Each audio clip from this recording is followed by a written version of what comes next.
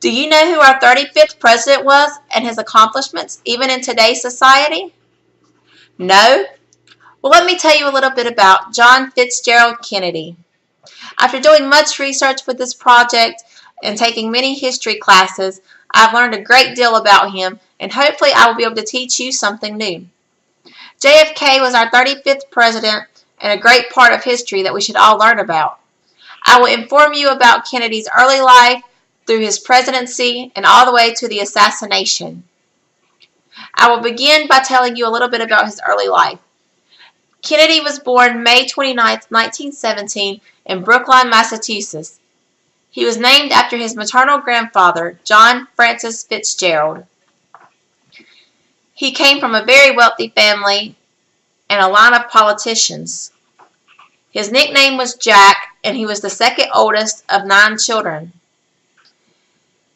According to his biography, when he began schooling, he was very mischievous. He would much rather focus on sports and girls rather than his actual studies. However, he later went on to attend Harvard University, where he took interest in political philosophy. After he graduated, he wanted to follow in his older brother's footsteps and join the Navy. One night, while Kennedy's ship was out patrolling, a Japanese vessel approached. It slammed into the side of his ship, throwing him through the cockpit and landing on his back.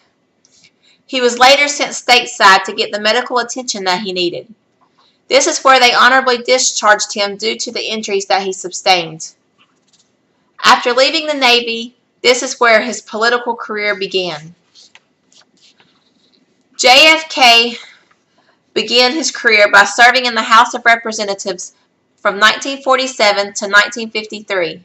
He then went on to serve in the Senate from 1953 to 1960. This is where he married Jacqueline Bouvier and then went on to run for president. During the campaign, his opponent was Richard Nixon. Also during this campaign, they had their first ever televised debate, which brought a lot of attention to Kennedy due to the great speeches that he gave. He went on to beat Nixon and become our 35th president. One thing Kennedy believed in was he wanted all citizens to be active.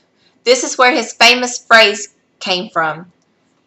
Ask not what your country can do for you, ask what you can do for your country.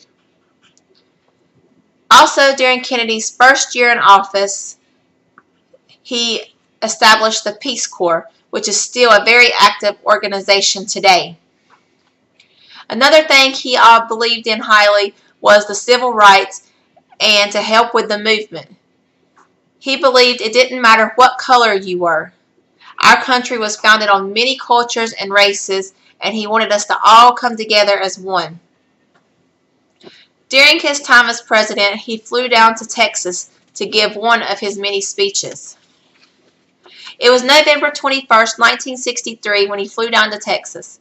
The following day, he was headed through Dallas to head to the Dallas Trade Mart to give his first speech. While driving through the busy crowds of Dallas, shots rang out from the upper floor of the Texas School Book Depository building, striking Kennedy twice, once in the neck and once in the head. He was then rushed to a nearby hospital where he was pronounced dead. They later arrested Lee Harvey Oswald for the assassination of Kennedy. On Oswald's route to jail, Jack Ruby, a local club owner, shot and killed Oswald. With Oswald being dead, we will never really know why he killed Kennedy, since he was only the real source of information. Overall, even though his term as president was short-lived, he will always be remembered. His death brought much sadness to America, but he will always be remembered from his great speeches and accomplishments he had while in office. Just remember, even though we may not always succeed in the beginning, that doesn't mean we can't accomplish great things.